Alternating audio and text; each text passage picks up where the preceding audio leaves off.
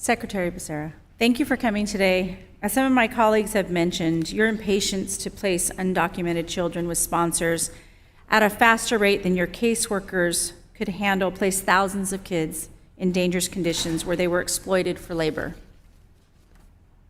Kids as young as 12, some even died.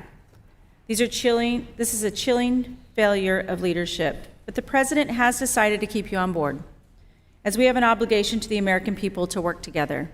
So let's make sure this never happens again. Yes or no, do you commit yourself and your staff to working with me and committee staff on this issue that includes providing us materials which can educate us as to how the sponsorship process has been abused? Congresswoman, thank you for the question, and we have been working directly with the committee and members on this committee in the past. We look forward to working with you to make sure that we are doing everything possible to protect the children who are in our care. Have you reviewed how to improve the vetting process for sponsors since the New York Times story, and what improvements have you made to date? Congresswoman, we've been reviewing the vetting process since I became secretary, because it's an ongoing process. The circumstances have changed, as you would know, very dramatically. In 2021, there were large numbers of children in our care. Today, the number is greatly smaller. And so what we're trying to do is constantly be on top of what it takes to make sure that we care for the kids who are in our temporary custody well, but we also make the right placements once they are able to go out into the community. Okay, so with that being said, you've concluded which areas do you think Congress needs to address? And aside from comprehensive immigration reform, which we're already doing that with the Dignity Act, well, tell me, where can Congress help you? I appreciate the question. And there's a very simple answer to that, because many of the questions many of your colleagues have asked are, why are we not accounting for children? I keep trying to explain that we only have jurisdiction based on what Congress has given us. Someone has to be able to account for these kids in a better way, these migrant children who are ending up working in these exploitive conditions. We don't have the authority to check up on them, to follow up and require them to check in with us, as a foster care program might have with a U.S. citizen child.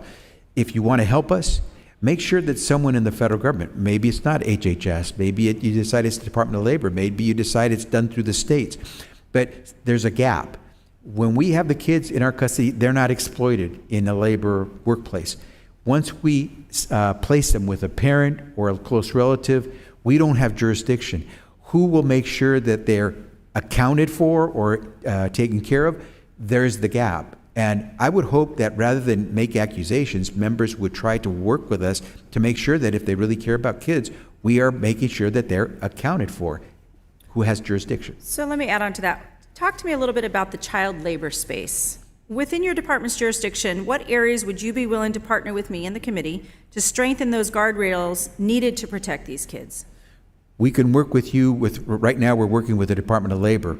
They're trying to give us any signals if there's some signs that a particular person who might want to sponsor a child, or in particular areas of the country, we see that type of exploitive behavior. If we get that information early, we can have then the red flag go off if someone is seeking to sponsor a child who fits that profile or lives in that area. We can work with you if it happens to be in your congressional district, or if you're interested in helping us merge and better tie the work that the different agencies can do. And then where you really can help us, get the local agencies, the state and local agencies, the licensing care facilities at the state level, the community organizations that work with families, migrant kids, to work closely with you and with us to make sure that we're all trying to do this seamlessly, so there is no gap in who's accounting for these children. Thank you. I think there's little words that can describe the anger that we all felt when we read the New York Times story and when it broke. We do feel like there was a betrayal of trust for our most vulnerable kids in this country. And you know, they're surrounded by those strange faces. And I just can't imagine that for my own kids or anybody else's kids. So I do expect that I will work with you, but I do expect that you'll honor those commitments that you've made to me today. And with that, Madam Chair, I yield back. So far, we've heard a lot about pharmacy benefit managers, PBMs. And so for just a quick refresher, while we've asked several questions over and over again, I think it's fair to the American people to hear it over and over again what your answers are. So PBMs decide which medications are covered by health insurance plans, which pharmacies patients can use, and all are owned by insurance companies who in turn also own the pharmacies. And the discounts acquired by PBMs, known as rebates, are often not passed down to the patients. In other words, a PBM could get a $100 rebate from a pharmaceutical company, pass along the $15 to a patient, and pocket the remaining $85. Meaning the insurance company is forcing a larger copay on a patient so that they can pay themselves more than if there was no rebate at all. It's really a system beating down on the patients, and that's who we hear from. So, Mr. Baker, how could we require PBMs to pass through the discounts from rebates onto the patients and avoid insurance companies jacking up the premiums because they're losing profits from these rebates? That's a great question, and I think it goes back to the theme of the conversation here today, transparency and data. To make sure that at that claim level, the ultimate plan sponsor can see exactly what is being charged, what they're getting back in rebate dollars from the pharmaceutical manufacturers in aggregate. But I think you also bring up another very important point about the PBMs owning their own pharmacies and having that control. Just for perspective, a drug cost is not a drug cost, and this is where we've got to look at that, major corporate umbrella that these PBMs are part of. For example, Mark Cuban's Cost Plus Drug Company, there's a drug called imatinib. You can buy it from him for a year's supply for $866.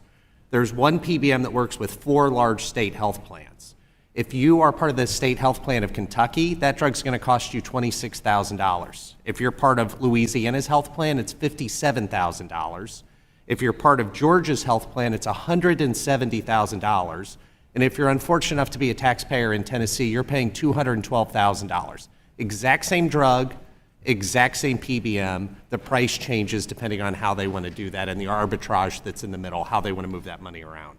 I appreciate the answer, especially being here today, given that you're competing industry dominated by the monopoly. So how can Congress disrupt this vertical integration in the industry so that insurance companies can distort our healthcare system and force devastating costs on what I would call vulnerable Oregonians? I think the vertical consolidation has been 5 years on and is very obviously not helping. Costs continue to go up and quality continues to go down. I think really delinking how PBMs make their profit from a percentage of acquisition cost and sales cost, because then if I'm a PBM and I make 7%, do I want to make 7% off a $5,000 drug or off a $50 drug? And again, these are large corporations who are driven to profit. So, I think it starts with creating the right incentives, getting the right data out there, and then making sure that all of that is completely visible. Thank you, Mr. Baker. Let's move now to the relationship between PBMs and employers. A whole lot of employers have said they're not able to get accurate cost and pricing information, as was stated earlier, from PBMs despite laws which mandate the sharing of this information.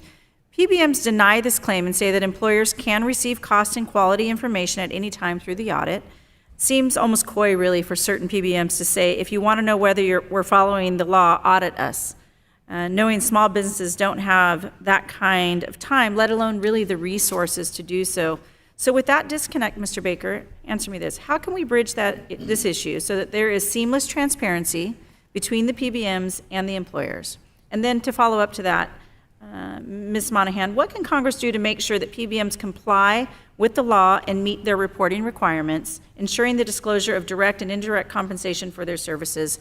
I'll wait for those because I'll be running out of time, so make it quick. And I'll go very quick. I think it goes to the status quo. Basically, PBMs say you can't audit, but then they say only certain auditors can come in and only certain data is available. So the term audit is very loose and it's not as comprehensive as it needs to be, and it should be able to be done by anybody that the employer chooses. Thank you, Mr. Baker. Ms. Monahan. This committee sent a letter last December encouraging DUL to issue guidance clarifying that the service provider compensation disclosures apply to PBMs and TPAs.